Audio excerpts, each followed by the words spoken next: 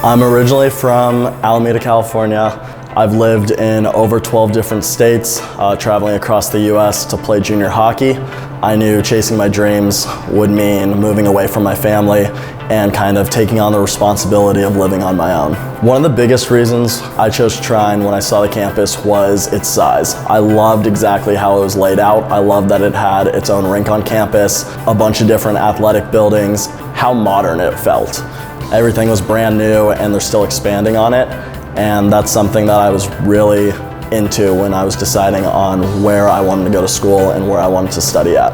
It's very hard to find a school that cares so deeply about their students academically, just as much as they do athletically, and I felt that Trine University had the best balance between the two.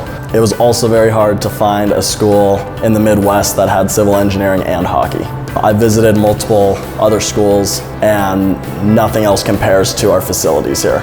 That was the biggest thing that separated Trine from anywhere else. Something that really prepared me for my future career here at Trine was getting to do hands-on surveying and getting to work right alongside other engineers and be able to use the equipment that I'll be using in my future.